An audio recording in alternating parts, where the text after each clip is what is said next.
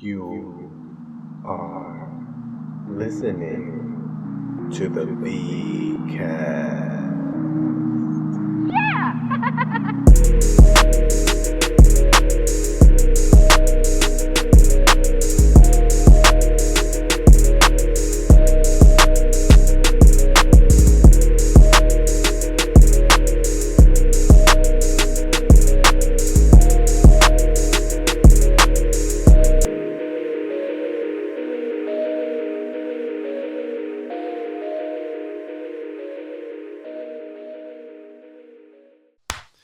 Oh my God. Can you believe it? I'm back. Vic Cedeno, new episode of the VCast. It's just me today because I am just about ready to wrap it all up. If I'm being honest with you, folks, it's very hard, and it shouldn't be, for me to do this podcast. Everything for me is very hard right now. I am just dragging ass. But you know what? It's Easter, or it was Easter this past Sunday. Hope you had a great Easter. I had my eggs all up in the basket. It was a good time. We just went to church, me and the kid, my brother, and then that was it. We went to the old church in the hometown, Hackensack, New Jersey. They got a beautiful church. And it's just a church I've been going to since I was a kid. Beautiful church. It's Catholic. I was baptized Catholic, but I am not Catholic. Not now, anyway. To me, and people believe what they want to believe. To me, Catholicism is weird. It's I don't know. It just feels like a gang, almost. They're real shady. The whole Catholic Church, the Pope just died. I don't know. Everything that happened with those children. It wasn't so much the children, which is disturbing enough. It's the cover-up. And the cover-up was exposed. And that behavior is not something that just they thought of for this instance. It's institutional. This is how they know how to deal with things since the beginning. And some people are under the belief that the Roman Empire never fell, that it just became the Catholic Church, the Vatican. So who knows? They have a lot of secrets in the basement. And this is what happens with any kind of organization, with the government, with corporations, anybody. When you get caught lying, your integrity is shot. People don't trust you anymore, right? You have to earn back your trust. You don't just, hey, you should trust me because I'm the expert. Like, no, you lied. How can I trust you about anything? So you lied about these kids. And like I said, the kids stuff is disgusting as it is on its own, but now we talk about the behavior of the cover-up and how good you were at it. Like, you had plans, you moved these people around, you had a system for shielding them from prosecution, and it speaks to a larger I don't want to say conspiracy, but no, it's not even a conspiracy. It's just like a larger behavior, a larger, it just seemed like a piece of shit. When people act like pieces of shit, you just call them a piece of shit. You know what I mean? I don't know. But then there's the whole, Christianity aspect of it. And, I don't know. I don't want to get too deep into it. It's just something that's been on my mind because I've been, really trying to tap into my spirituality lately within the last 2 years or so. It's something I've been going back and forth on. And, sometimes you're a victim of knowing too much or thinking you know too much, I would say is probably the better way to put it. For me, I listen to all these people talk about religion, and not even just religion, but just history in general, and all this stuff with UFOs, and everything gets real convoluted. And then there is the shadiness of organizations and authority, Like, especially probably since 2013, I've had the most declining trust in any kind of institution. I honestly feel like everybody's full of shit. And it you would think that that would leave you hopeless, but it's the opposite. I'm hopeful. I'm hopeful that more people continue to realize these things, and then we could bring about some sort of change. Though like, I don't know. Everything seems so grim right now, but I hold a very high hope for the future, for my child's future. I feel like there is no other way to operate. You have to be hopeful. You can't be hopeless, because then what are you doing every day? If you really have no hope, what are you doing every day? You have to have some hope. You have to have faith. And that's what I've really been attaching myself to, is faith. Because you are not going to know everything, right? As much as the information as there is out there, it really only makes me realize how much I don't know, right? The amount of information that's out there, I read this too in the Josh Wells blog. Check out the Josh Wells blog. He puts it out every week, and it's great. It's like his version of a podcast that people used to do, newsletters. And he's a very thoughtful writer, and he just talks about his interests. It's not one thing or another. It's everything. It's Josh motherfucking Wells. And he mentioned something about this in the last episode about having a feeling of not knowing things because there's so much information. And I know I'm a victim of it too. When you have so much information, you think you know a lot, but you really don't. That it just really does show you that. And this is a big reason why I've kept my mouth shut and not arguing with people, especially arguing with people online. And my conversations with people, like maybe I would say over the last 3 or 4 years, I feel like I've shied away from speaking as an authority on something, or speaking in absolutes, and I'm just in a space of questioning things. Like, everything is like, what is that real?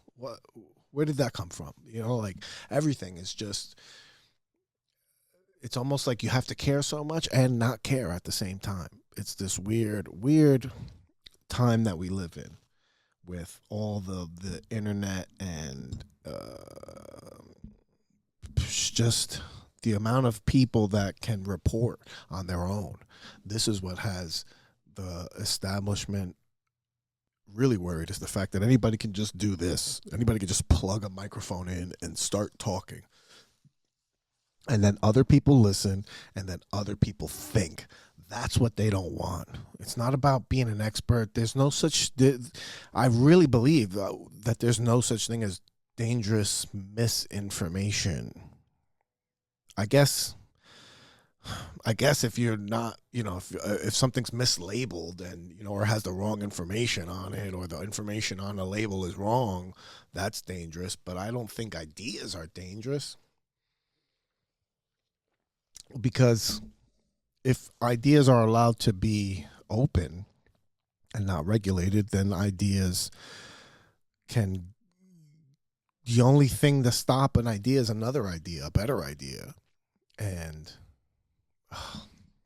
it's all so goddamn overwhelming. I shouldn't have smoked that joint before this damn podcast. But anyway, the whole thing is, I've been questioning things for so long, and I questioned my beliefs to the point where I didn't believe anymore. I felt like it was a lie too. I felt like the entire Christian religion was designed to keep us down, or to preserve our souls so that they could be harvested by aliens. Oh my God, what are we gonna do? But I think that I'm never going to know for sure. I don't think we're ever going to know for sure unless somebody fucking pops up. So I have to operate without knowledge. And if you're not going to have knowledge, you got to have faith. You have to have faith in something, because if you don't, then I feel like that's where hopelessness comes from. And if you're hopeless, shit, man, like I don't really know what's next after that, you know? So that's the dilemma I've been having with religion. And I feel like lately I've started with an approach like Jordan Peterson talked about, where you are, what's the benefits of believing versus the benefits of not believing, right? If you don't believe, you're not really better off than anybody else that believes. But if you're wrong as a believer, you're not no worse for wear. You're living it's not like you're giving your life to sin. And, you know, as a matter of fact, if you live as a believer, you live a better life, right? Because you love your community, you try to do good for other people, you try to act in good faith, you don't want to lie to people, you don't want to steer people wrong, right? Maneuvering as a Christian doesn't really put you in jeopardy of losing things. But if you don't believe, then, you know what I mean? Like, it's not, I feel like if you're wrong about it on the other end and you go to the afterlife and you're like, hey man, can I do it over? You're like, no. Or maybe if you're Indian, you're like, yeah, you got to do it over. You got to figure this shit out. But who knows? Who knows what's right? But I'm going to become a Bible thumper. I am now a man of the Lord, and I have received him inside of me this way. All right, not the Diddy way, this way. And now I must spread the gospel to all of those that would listen to me. What do we got here? Oh, stickers for the VCast. Yeah, so that was Easter. Easter on my keister. And what a weird weekend. It really was a weird weekend. It was WrestleMania, WWE WrestleMania. Yeah, boy. It was WrestleMania 420 and Easter on the same weekend. That's like my chill zone right now, right? Talking about Jesus, chocolate, weed, and wrestling. That's Sunday. That's every Sunday. But it was a good mix, and I got invited to go to a WrestleMania party, and I really wanted to go because I don't think I've ever been to a WrestleMania party. I've gone to like UFC parties. Like, UFC parties are fun. You got somebody that has the fight and they invite you over, you go, you got food, you got, you know, everybody's chilling, some beers, you know, you smoke, whatever you do, you know, you hit the bathroom for the rails, whatever your pleasure is. I'm not here to judge you, but you get together with your friends and you get fucked up. You have a good time. You not necessarily might not have to get fucked up. I used to go watch fights with people in AA, and there's just pizza and soda. That's it. And guess what? It's just as fun because the environment of like a fight with your friends and the TV, and it's loud and you're all hanging out and you watch, oh, did you see that? Like, that shit is a good time. And I don't think I've ever did that for wrestling. Or did we have a WrestleMania podcast? Did we have a podcast for wrestling one day? I think we might have. So look at that. But I don't do it often, all right? And I was really looking forward to it, but I was just beat. It was a long week. I had spring break for my daughter. We were in Delaware all week. Rehoboth Beach out there with the gays. The gays are very welcoming and hospitable, and everything's clean, everything's nice, and had a good time. Beautiful hotel, a fun stay. But you know what? Let me tell you something about the damn hotel. Don't cheap on breakfast, please. If you're gonna give a free breakfast, don't cheap on it. Okay, we were really excited for the pancakes at this place. Not the pancakes, the waffles. You go to the hotel and they have that little waffle maker, and you put the little batter in the cup. It has the fill line, tells you where. It's very easy. You put the batter in, you spray the little waffle maker, you pour the waffle in it, you cover it, you flip it so the timer starts. 3 minutes, boom, you got a fluffy, nice waffle waiting for you. You open it, you put it there. You could put whipped cream. A lot of times they had that little topping station next to it. I just like mine plain Jane. Maybe a little whipped cream if I'm feeling frisky. But it's the best, and I was looking forward to it. And Delaware is south enough where they think they're southern, so they had biscuits and gravy every morning for breakfast, and eggs, sausage, bacon, cereal, the bread station with muffins, and it was very nice. A very small selection. It wasn't fancy at all. It just tasted good, and there was a selection of good food.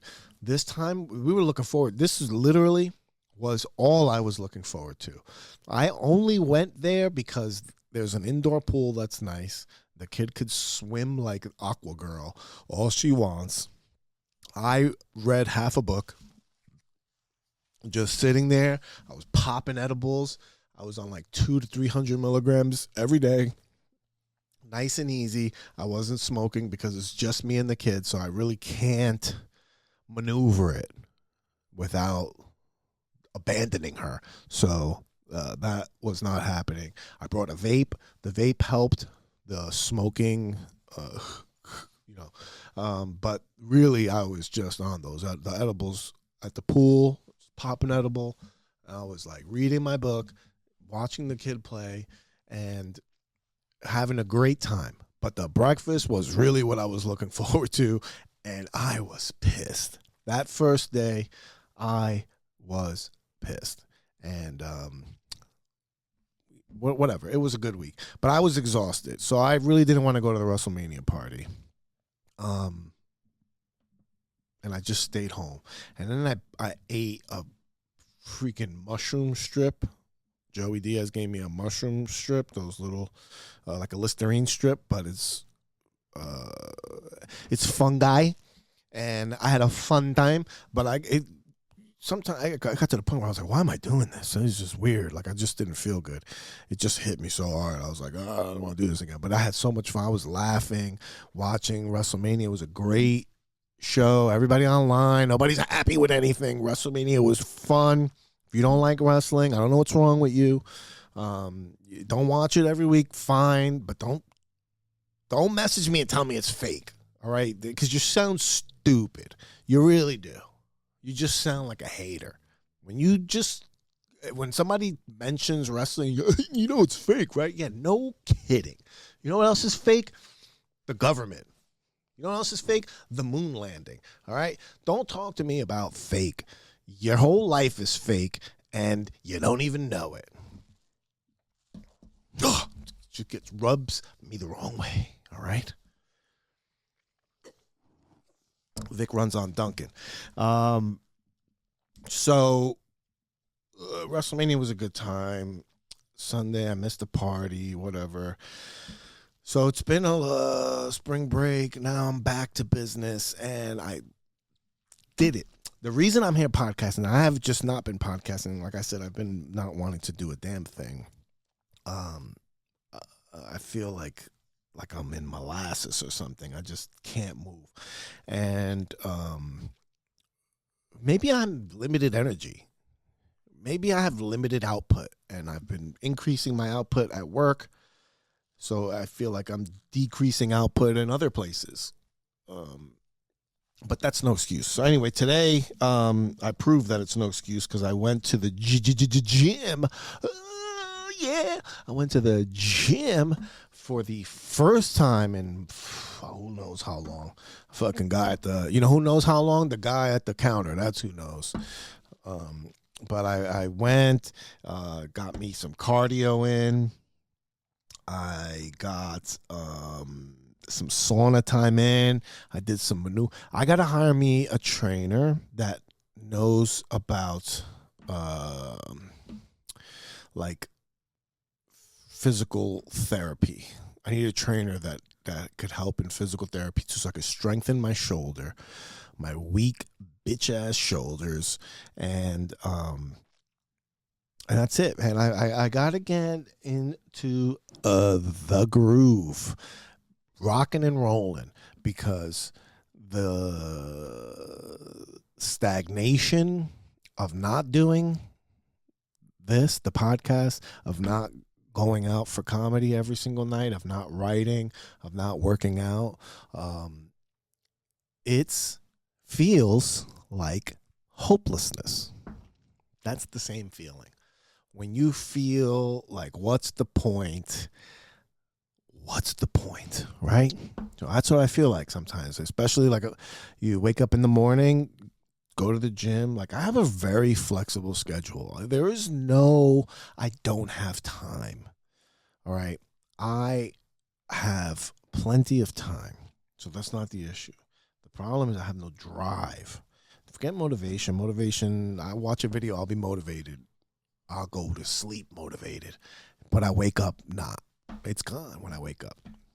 By the time I go to the bathroom to pee, it's back to bed, bitch. And that's got to come to an end. So I talked myself into doing it this morning. I talked myself into coming here because I didn't want to. Okay? I didn't want to do it. But I did. I made it. I feel like somebody today. I feel like I've accomplished something. Little thing. I didn't win the lottery. I didn't, whatever you do that makes you feel accomplished, that you think is going to make you feel accomplished. I didn't do any of that. I did little things. I did my little steps. And my little steps make me feel good, guys. I need to feel good. And I need to stop chasing it in other forms. What a realization. Hold on. Let me wipe that memory. I need to stop chasing feeling good in other forms, unhealthy forms. I can have many ways of feeling good. I don't need to keep leaning on one.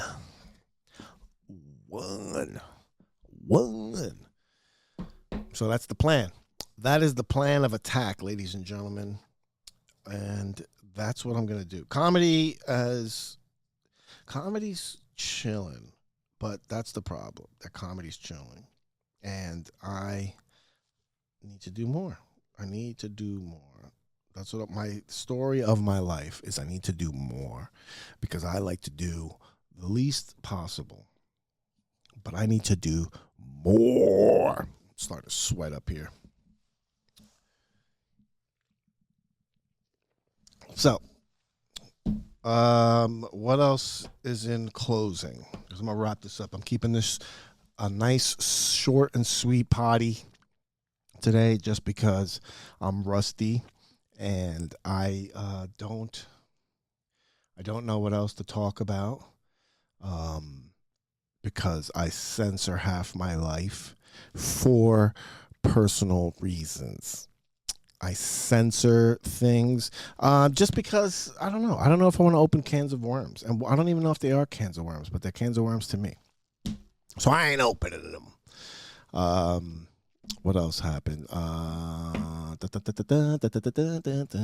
You see, you get to this point, and I felt like those topics that I've already talked about, I really thought, I was like, that's like a half hour's worth of talking right there. Like, though, if I could do like 10 minutes on each thing, I would be good.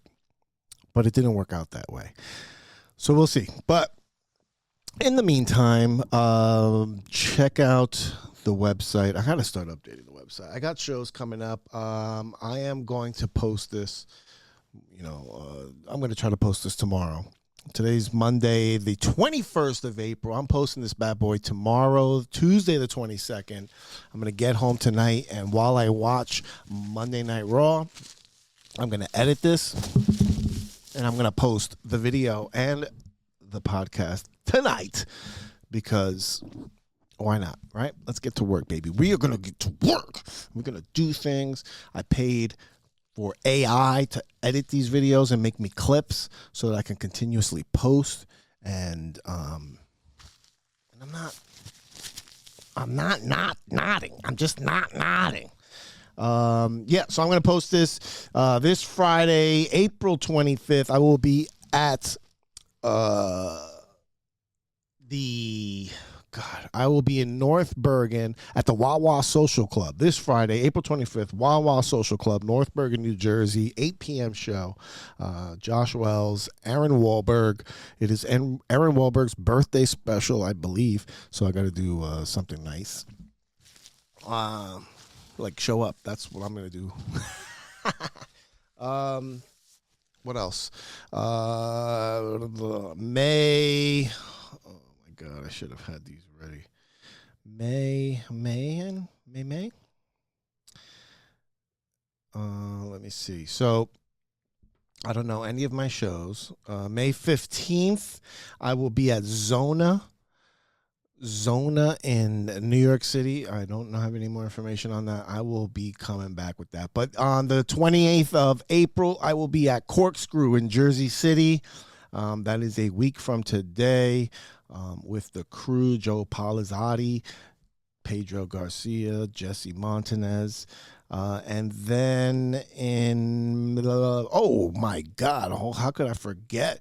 Wednesday, April 30th, it is Door Guy and Friends. April 30th, Door Guy and Friends. Last time I had special drop-ins from Aaron Berg, Joey Diaz, Lee Syatt, Pedro. No, I don't think Pedro came last week. Maybe he did. Yeah, I think Pedro was there last week. Very fun show. So we don't see. Maybe he might drop in. Uncle Joey might drop in again next Wednesday. I think Uncle Joey's going to drop in this Wednesday, the 23rd, Dojo of Comedy. That is the best of show. Every Wednesday at the Dojo of Comedy is the best of lineup. So if you don't know, Dojo of Comedy, Morris Plains, New Jersey. Every Wednesday, it's a secret lineup. It's there's no host. It's shotgun. We all pass the mic, and it's some of the regulars here mixed in with headliners that are in town, people doing drop-in, somebody working on a set, whatever. Those are Wednesday shows. Those, to me, are the funnest shows because you just never know what you're going to get. And then on the weekends, we got headliners here. But go to tiffscomedy.com to get your tickets because you need to. Okay? That's just the bottom line because Vic Cedeno said so. All right. That's it for now. Thank you for listening. Thank you for supporting this podcast and for supporting me. All right? Share my shit. Share my shit. That's my line. Share my shit. Share my shit. Please. Share my shit. All right. Love you. Goodbye. Mwah. You're listening to my daddy of the V-Cast.